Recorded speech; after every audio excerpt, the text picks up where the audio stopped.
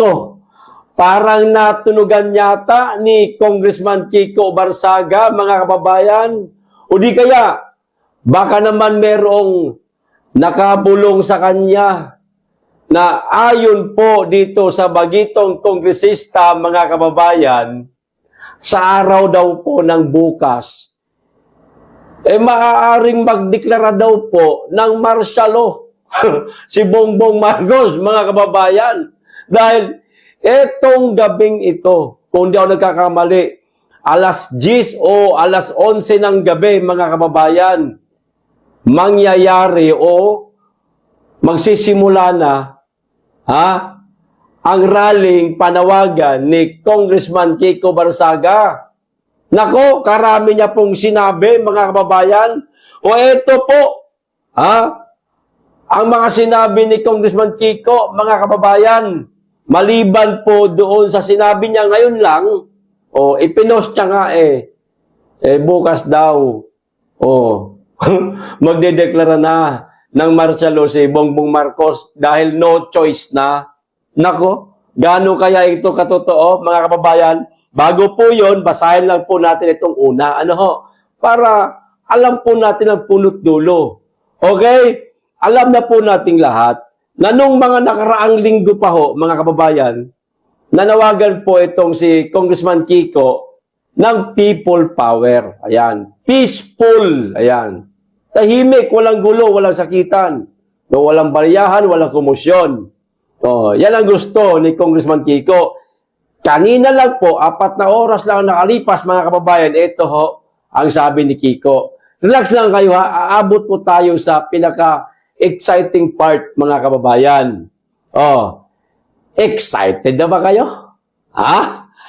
Papasukin natin ang bahay ni Saldico at Martin Romualdez sa Forbes Park, mga kababayan. #people power. Nako, seryoso. Seryoso tong bata na to, mga kababayan. Hindi ito magsasalita ng ganito kalakas ang loob. Kung walang bilang, ang isasagawa niyang rally, kung wala siyang bit-bit na sangkaterbang tauhan para sumama sa rallying panawagan niya, alam natin, mga kababayan, kaliwat kanan po ang rallying nagaganap. Itong araw na ito, 12 ngayon, di ba? Merong Saraha Sulaiman, merong, saan pa ba yung isa? Hindi ko masyado matandaan, wala ho tayo ron Kaliwat kanan, may mga nagrarally. Yun nga lang, nakakalungkot, hindi na naman tayo nagkaisa. Mga DDS, ano nangyari? Sayang po, may daming bilang yung kabila, may bilang din yung kabila. Kung pinagkaisa na lang natin, no? Gumawa tayo ng isang pangalan na angkop sa ating lahat. Combination ba ng isang samahan, ng isang kilusan? Para walang mapag-iwanan. Ganun na lang sana, para magkaisa tayo. Kasi isa lang naman ang hangarin natin di alam nyo na. Unang-una, isaayos po itong ating bansa. Kaya tayo nag-iingay, kaya tayo lumalabas sa kalsada, kasi kitang-kita na po natin ang talamak na korupsyon sa ating bansa. Isa yan sa mga tinututulan natin. At higit sa lahat, siyempre, meron pang pinaka dahilan talaga. No? Kaya tayo nag-iingay at lumalabas sa kalsada. At alam nyo na ho kung ano ibig ko sabihin, mga kababayan. Di ba? Sana nagkaisa na lang. Pero ganun talaga. Sige, nariyan na yan. Tuloy tayo dito kay Kiko Barsaga. Pangalawang post niya, 1 oras lang po nakalipas, mga kababayan. Napapadalas residents of Forbes Park, we are only after Saldico and Martin Romualdez. We hold no longer towards everyone else, mga kababayan. Yan po, ang naging post na naman ni Congressman Kiko Barsaga. Ayan, 1 oras na nakalipas. Ito na ang pinakahihintay ninyong lahat, mga kababayan. Marcos will have no choice but to declare martial law tomorrow. Mga kababayan, prepare accordingly. Ayan, mga kababayan, people power, Marcos resign, mga kababayan. Bagong-bago po, 1 oras pa lamang nakakalipas, pero ang shares, mga kababayan, kung di ako nagkakamali, magta-3,000 na po. Nako, gaano kaya katotoo itong nalaman ng mga impormasyon ni Congressman Kiko Barsaga, mga kababayan? Pwedeng mangyari? Pwede. Pwedeng hindi totoo? Pwede rin. Pero, mga kababayan, tandaan po natin, ang Kiko Barsaga o Congressman Kiko Barsaga, mayroong mga insider yan. At higit sa lahat, hindi yan basta-basta magbibitaw ng ganitong mga post sa social media, mga kababayan, kung walang nalalaman na mula sa loob, kung walang nagbulong sa kanya. Baka nga, isang katerbang realista makakasama niya mamaya. At baka seryoso nga siya, mga kababayan, na pasukin ang Forbes Park at sugurin ang bahay ni Martin Romualdez at ni Saldico. Mapipigilan ba nila? Kung marami talaga ang bitbit nitong si Congressman Kiko, at hindi pa ho natin alam.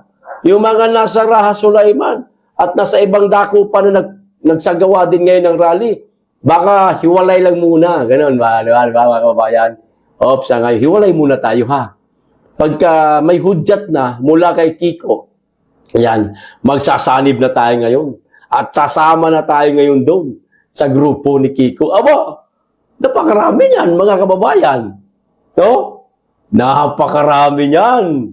Naku po, paano kung maraming Gen Z, pero hindi gulo ang hanap. Hindi gulo. Tulad ng panawagan ni Chavit Singson na mga Gen Z mga kabataan, lumabas kayo, makiisa kayo, mag-ingay kayo, makialam kayo tungkol sa napakalalang korupsyon sa ating bansa. Malay natin, mga kababayan. Si Kiko, Gen Z yan. At napakalakas niya ngayon sa social media. Napakaraming umahanga sa katapangan itong batang ito, mga kababayan. Posible? Katunayan nga, meron ng lumalabas na balita ngayon na di umano'y may nakahanda ng mga otoridad sa labas ng Forbes Park, mga kababayan, para sa rally nga ni Congressman Kiko Barsaga na magsisimula ngayong petsa 12, alas 10 ng gabi o alas 11 ng gabi, mga kababayan. Tapang at tao talaga itong batang ito, mga kababayan. So, sa lahat ng mga nakaantabay sa mga rally na nagaganap ngayon, saan mang panig sa NCR, mga kababayan, steady lang kayo. Lalong-lalo na sa mga vlogger na handang mag-monitor o mag-cover sa mga kaganapan sa rally. Huwag niyo pong kaligtaan, mga kaibigan kong mga vlogger na i-cover din po ninyo ang isasagawang rally ng grupo ni Congressman Kiko Barsaga. At kung nagustuhan niyo naman ang kanyang panawagan, bakit hindi kayo makiisa na lang? Ayan. Total, isa lang naman ang hangarin natin. O hangarin natin, pasensya na nabubulol ako. Itong tapusin ang korupsyon at mapalayas ang dapat mapalayas. Di ba? Na mga kawatan sa gobyerno, mga kababayan. Di ba? Yun lang naman Samahan nyo na. Kayong mga nagrarally ngayon dyan na magkaiba ang dako. Mamaya, pagka dumating na si Kiko, sigurado napakarami yan. Bas-bas yan, mga kababayan. Napakarami yan. Kaya maglalakad dyan saan galing, bigla na nasusulpot yan. Baka ganyan ang drama niyan, mga kababayan. Di sumama na ho kayo. Tumulong din po kayo. Total, iisa lang naman ang hangalin natin No, tapusin natin ang malalang korupsyon na nangyayari sa ating bansa. Huwag nating sasayangin ang pagkakataon nito. Kasi noong September 21, okay na sana eh. Kaso, nahaluan ng mga dilawan. No? Galit sila sa korupsyon, galit sila sa korupsyon, pero ang hirap pong hanapin ni korupsyon. Higit sa lahat, hindi mo maipapakulong si korupsyon, kundi yung mga korap. Ang hahanapin mo at ipapakulong mo. Pero yung korupsyon, nako, hindi mo nga mahawakan yan eh. No? Hindi mo nga maipakulong yan eh.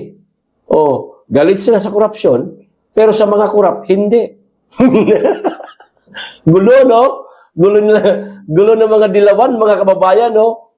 Hindi tulad ng panawagan natin, talagang meron tayong taong itutumbuhin na dapat imbestigahan. At pag napatunayan, ipakulong kung kinakailangan. At dapat lang talaga ipakulong. Di ba?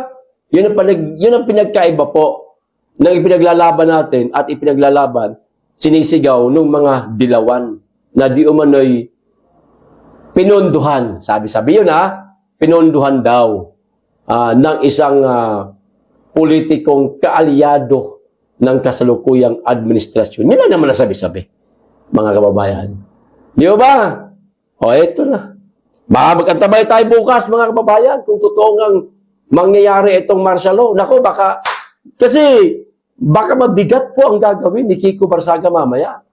Kaya, no choice Marcos, kinakailangan niyang magdeklara ng martial law. Magkantabay ho tayo. Okay, so hanggang